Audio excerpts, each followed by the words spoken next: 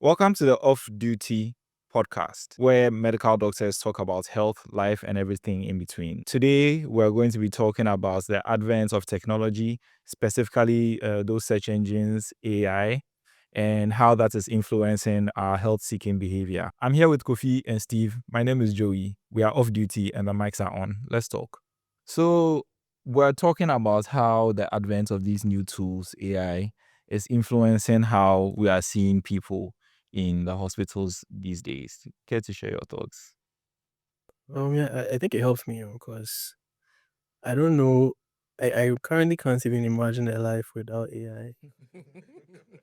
I don't know how I did it. So I honestly don't know how I did it because it's a different brain on its own.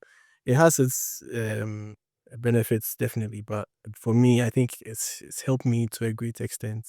Definitely, if like there's something that requires some quick, rapid information within the shortest period of time that synthesizes the information, unlike Google that just gives you everything you need. It really helps me a lot in that regard. It has some downsides though, but for me, I think it helps me personally. I think with AI for us for doctors, it's fine. The issue comes when the patients get too familiar with the AI interface and search engines, because then it influences what they come to the hospital with and what they don't. Because now you are seeing patients will just key in.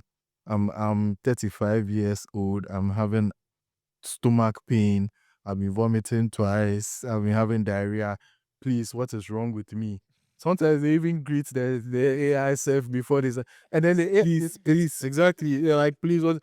And the interface would actually give you feedback and possible diagnosis.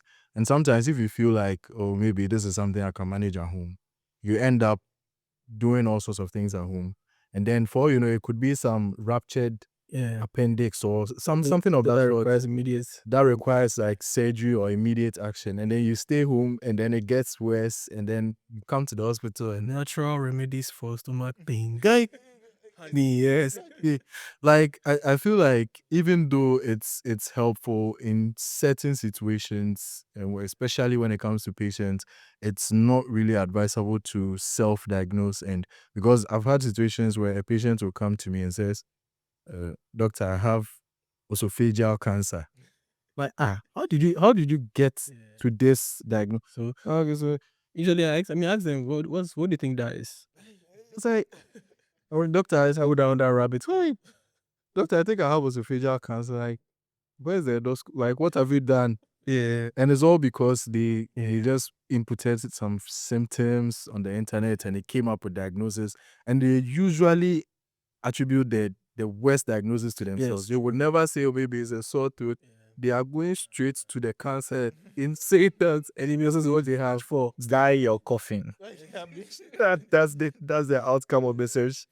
So I think it's helpful, but it's a double-edged sword. I get an Yeah, I case. think Definitely I get an case. So I think there's some maybe the way the doctors use it. You mentioned that the way the doctors use it and the way that the patients that are coming to the hospital are using it. What exactly makes that difference for you, or what would you say is accounting for that? so. I think with the doctors, they have the basic knowledge prior to even searching. So, for example, if maybe a doctor wants to search for something on Google, maybe he's searching for something very technical. So maybe Something to help him confirm. exactly, like something to help confirm, because they have probably had a conversation with the patient and gone through all of that. But it doesn't necessarily mean that doctors rely on it, because there are people out there who believe that once a doctor Googles something, just say he can't save them. But most of the time, there's so much information out there, and medicine is evolving constantly. Yeah. So new guidelines, new this. The guidelines we learned back in school, like 2018, might not be what we have now. So to keep yourself updated, probably sometimes you go on Google. And the thing is, a doctor knows the sites to look at. Because I'm not going to, I'm not going to Wikipedia to like. Well, I mean, it's a place for information, but most of the time I'll find ourselves like Medscape, Yeah. PubMed, like all those So, places. as a search. Yeah. So that's the difference, because the patient might go and look at someone's blog, someone sitting at home doing a health blog. Yeah. Typing out. And that might even be the AI source. I was going to say that. It's just, okay, I don't know, is this a large amount of data? And also, it's only as good as the information that you give it to work with. Very true.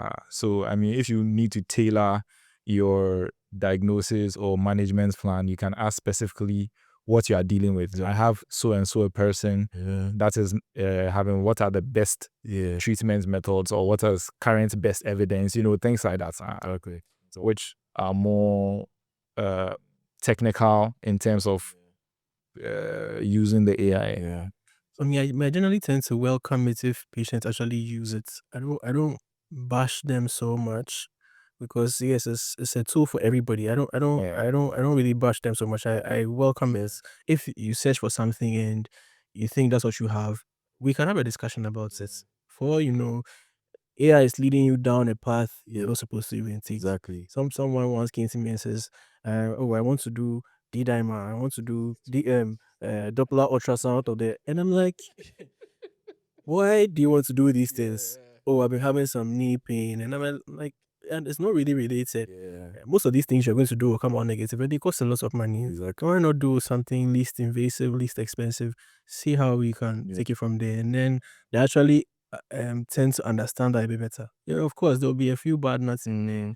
That'll still be averse to all your Like every single thing. But you believe that the culture with Ghanaians is like, if it's not expensive, it's not true. like, it's not the best for me. So for example, maybe a patient comes and tells you they have this, and you want to start with a full blood count, but they are looking at bone marrow, aspirate, want to be worked out, like they're looking at they want the high, like the high expensive things. And sometimes some patients are very difficult to convince when it comes to that. So I think it's a very tricky one for us in our field, where you have a patient who is very, very, very, very like difficult to convince, and they come in preconceived, like what they have is what they have, and they're not going to listen. So I think it's also difficult for us in that sense. I mean, the social history of the patient is very, very important. Because I won't recommend certain things for certain people. Because definitely the person might need that lab. True, I'll tell the person that you need that lab, but currently, since you don't have the money to do this lab, let's try these other alternatives. The alternatives we are trying are not to confirm what I'm thinking, but to rule out what I'm not thinking. True. Ultimately, we might get to that, but someone might argue that, okay, I'm actually even spending a lot of money on the things I'm ruling out, but you don't even have the money in the first place. Elsewhere, some other manager would come and be like, yeah, I want to, like, what's the gold standard test for low back pain? And I'm like, okay, yeah, full spine MRI. It's going to cost you an arm and two legs, but yeah, and I'm like, okay, yeah, sure, let's go ahead. He's paying, he has the money, so I don't fault him so much. But yeah, it's the social history of the patient is very, very important. I can't overemphasize, especially in this kind of. So, what would you say has been your wildest experience with someone coming into the hospital with these AI technology? Well, this experience. So yes, I think one time this middle-aged guy came in that not Googled, but I think put in AI his symptoms, and AI gave him a list of things he needed to do, and he just came saying that that's what he wanted to do. He didn't even want to have a consultation, because then again, like I mentioned, social history. He didn't have the money for the consultation. He had the money for the labs. So he's like, okay, please, I want to do X, Y, Z labs. And I'm trying to convince him to try and find out what exactly is wrong with him. But he seemed very, very adamant. And I'm like, okay, we can go ahead and do these labs. I don't really know exactly what the situation is, but if these labs come out negative, I won't be willing to see you again. Because we are trying convincing you and you're not really interested. So if you want us to go that way, he was like, okay, yeah, sure, let's go. True to my ways. Also, this pristine health. See, And I'm telling him, like, yeah, Charlie, this is the situation. So he had to bite the bullet eventually. And we had a discussion about it. And then, so moving forward, he knew better. But sometimes in our culture or in Ghana, some people literally have to go through the fire to get beds before they know that fires can burn. Sure. I don't know why, but that seems to be the thing. Yeah, that sometimes. Yeah. Steve, how about you? Do you have a story to share? So I actually mentioned it earlier about the esophageal cancer. Really? Was it? Yeah, like so like it was a female came in and she came in to the consortium, sat down, was like, oh, how may I help you? We just had that conversation. She said, doctor, I think I was esophageal cancer. So I was thinking like it was so surprising to me how you would get that. I was like, so how did we arrive at that? I said, "Yeah, I had some symptoms. I've been having it for a while. So I checked on the internet. I said, so where did you read it from? And she opened it and it was this life wellness blog, like these things. So, she showed it to me and she was like, oh, this is what they said it might be. And I'm like, okay, so did you see the other things that I said it could be? Like maybe strep throat or some Other minor thing. laryngitis or something. Just as not that. Exactly. Like just a sore throat and having. So I started asking her the questions surrounding like a CA, the typical like weight loss, or are you having any issues with that? And there was nothing of that sort. So I was like, so do you know the investigation we have to do to confirm? So when I described the endoscopy, she was like, oh, okay. Is there any other thing that we True. yeah, because if you are saying you have esophageal, there's a doctor you might see who would actually request for you to go and do the endoscopy. You come back and it's going to look like the doctor doesn't know what she's doing. But then you've come so convinced that you have this, and if the doctor is trying to play to your tune and request that, which ideally shouldn't be the case, but sometimes we are being pushed to the wall and it comes out and it's not that, and it's like the doctor didn't do a good job. So I think when it comes to self-diagnosis and this AI and all of that, the information there should be taken with like a pinch of salt. It shouldn't be the thing that it is. And there'll be Like yeah, because if you're a patient, fine, we can't run away from technology. yeah. But if you Google and it is, just go and find out from the professional what it really is, and don't think that that is what you have, and so you're coming in trying to prove that the AI was right. What if it doesn't have money? AI is free to an extent. Well, yeah, but then if it might tells you to go and buy medication, it's not giving you money to go and buy. So at the end of the day, because if you put symptoms for like an infection and maybe you need antibiotics, AI is not going to tell you It's a strongest antibiotic there is.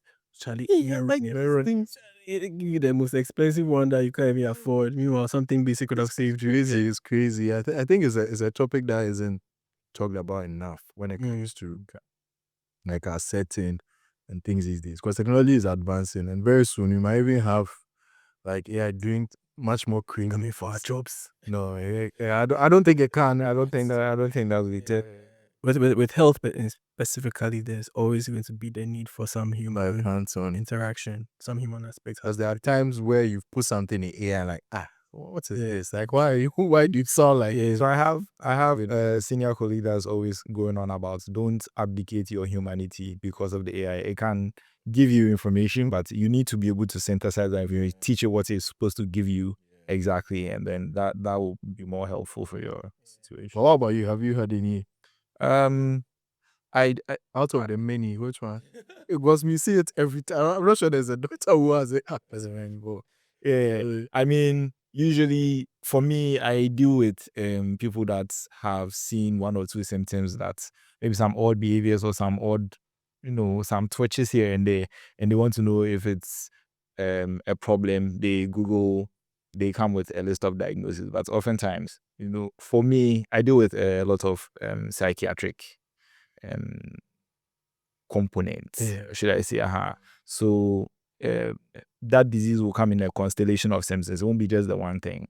So sometimes it's just speaking to them. I don't really think I've had some interaction that has blew me away on that front. Yeah. Lucky you. Yeah. Well, I think all in all, the learning curve here is you should just take information from AI with a pinch of salt. Because even AI, when you look at like the common ones, the ChatGPTs and all of that, it even says down there that It can make mistakes. it can make mistakes. So I think, yeah, that's something You that should just take the information and not necessarily the advice. no, exactly. Okay. Like learn from it, but then whatever it advises you to do, because I'm sure it will get your point. It might even advise you to go see a doctor or go see Yes. Yeah, a sure. physician or a specialist. So it's one of those things where it's crazy. Like it's bad. Like the things that people are diagnosing themselves with, like something that you shouldn't even be getting at this age. How do you have like so? Recently, I had a relative, same thing. He went Googling things and he thought he had colorectal cancer. The mean age is 50. He's in his 20s.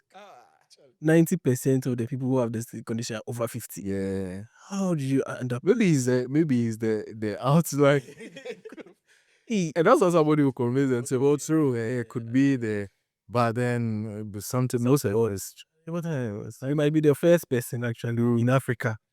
And he 20. yeah. Anyway, so we need to use these tools judiciously and make sure that they benefit us and that we are not in harm's way while we use those things. Kofi, is there anything you'd like Yeah, to I add on? also want to know some of your stories. What you've been using AI for, what answers it gives you, how you're able to navigate those challenges, and what was the outcome at the end of the day? Did it actually help you? Did it know? Let's know in the comments. Steve. So same thing is a very interesting topic, but what I'd like to see, I've probably said this like 100 times, is once AI says something, just try to do further research or go to the hospital to see a professional, because most of the time it's going to give you things that might make you very, very anxious.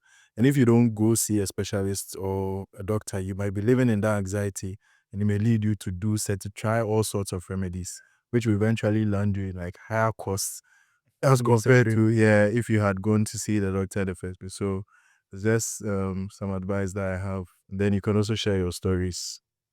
Thank you very much, Steve. Thank you, Kofi. So more episodes will be out. Make sure to like, comment, subscribe, and share with your friends. We're off duty and we're out.